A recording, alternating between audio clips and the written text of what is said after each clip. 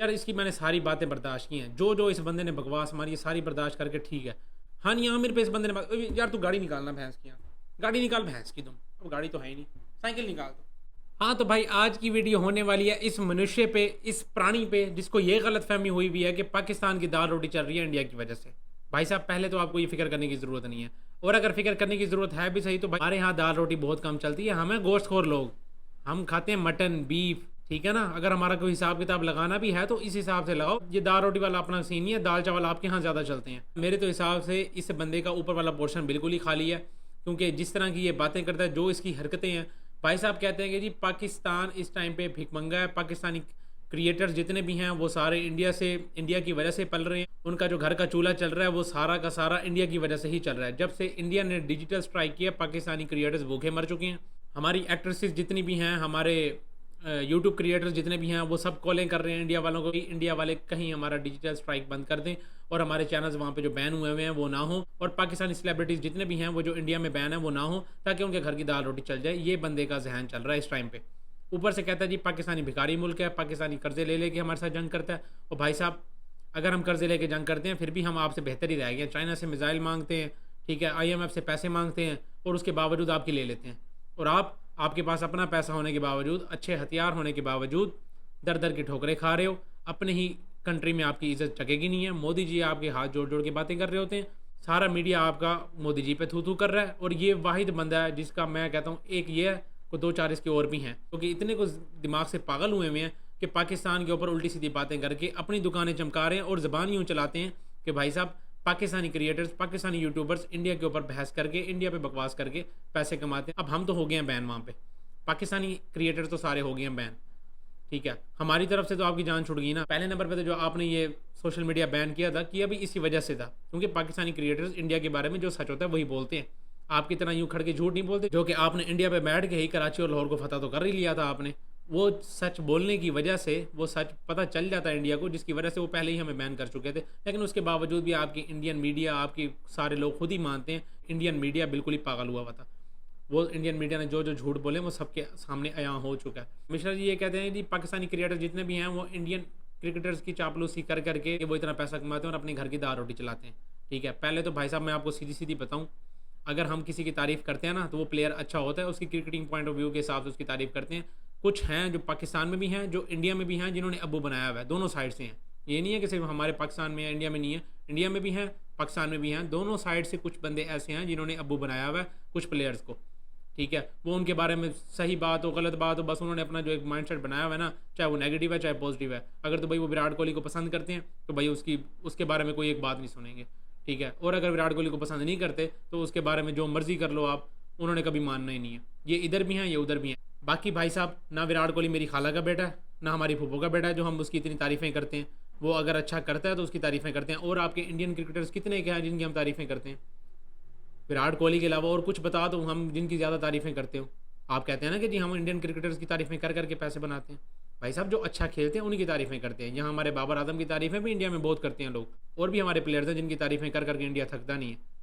तो भाई साहब जहाँ पे वो क्रिकेटिंग पॉइंट ऑफ व्यू के हिसाब से बात हो रही है, जहाँ पे जो प्लेयर अच्छा करेगा उसकी तारीफ़ बनती है। अब लाजमी इंडिया पाकिस्तान नहीं है, हम इंग्लैंड के प्लेयर्स की भी तारीफ़ करते हैं, ऑस्ट्रेलियन प्लेयर्स की भी तारीफ़ करते हैं, अफगानिस्तान और कंट्रीज़ के जितने भी अच्छे प्लेयर्स हैं हम उनकी तारीफ़ करते हैं। बात करते हैं जी हमारी सेलिब्रिटीज़ पे, हमारे एक्ट्रेसेस पे। उन्होंने पहलगाम के वाक़े पे पहले तो कोई बात नहीं की, फिर उसके बाद जब इंडिया ने पाकिस्तान पे हमला किया उसके बाद सारों के दिल से, सारों के मुंह से जहर उगलना शुरू हो गया। भाई साहब पहली तो बात यह है कि हमारे जितने भी क्रिएटर्स हैं तकरीबन सब ने पहलगाम के वाक़े पे मजम्मत की थी कि भाई ऐसा नहीं होना चाहिए, जो भी हुआ है गलत हुआ है, मासूमों की जान जहाँ पे भी जाए उसके लिए हम पाकिस्तानी तकरीबन सबसे पहले बैठ के मजम्मत करते हैं। और आपके इंडियन, जब हमारा जाफर एक्सप्रेस वाला सीन हुआ था, सारे टीवी चैनल्स पे बैठ के अपने गंदे दांत निकाल के दिखा रहे थे।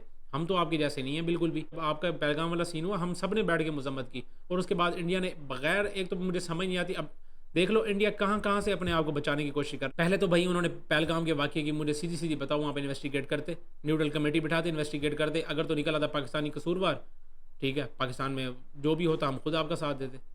लेकिन ऐसा कोई सीन ही नहीं था। आपने न्यूट्रल कमेटी नहीं बिठाई, आपने इन्वेस्टिगेट ही नहीं, आपने सीधा सीधा ही पाकिस्तान के ऊपर इल्ज़ाम लगा दिया।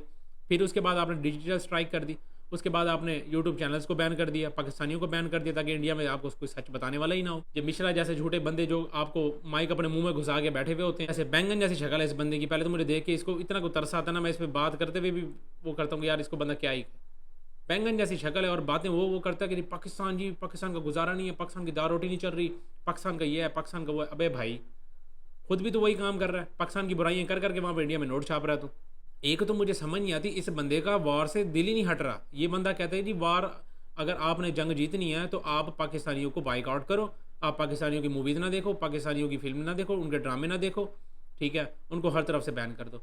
भाई इतना भी तुझे क्या डर लगा हुआ है पाकिस्तानियों से? भाई मायरा खान जो कि रईस में काम कर चुकी हैं, उसके बारे में कहता है कि भाई हमने इसको रईस में काम दिया। भाई साहब एहसान किया हमारे ऊपर कि रईस में काम दिया।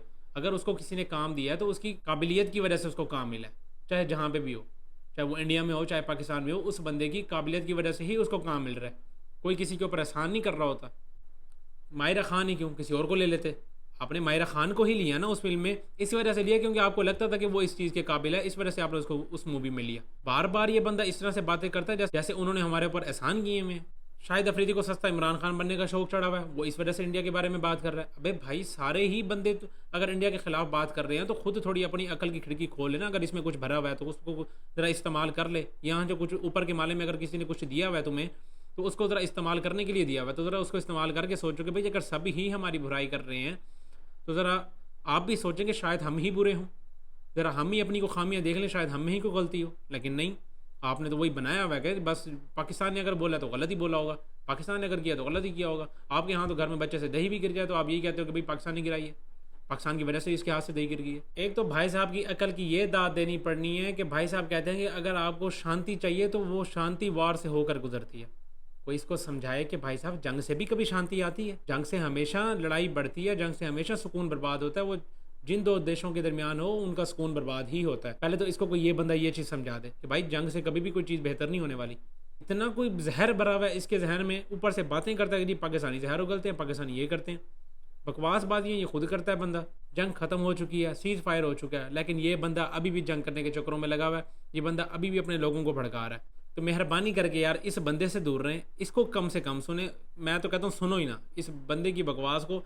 बिल्कुल ही बैठ के भड़काई जा रहा है लोगों को, अपने ही लोगों को भड़का रहा है, जंग के लिए भड़का रहा है। और बातें ये करता है कि भाई साहब पाकिस्तानी मीडिया ना देखो, पाकिस्तानी ड्रामे ना देखो, इनको बिल्कुल ही बाइकआउट कर दो।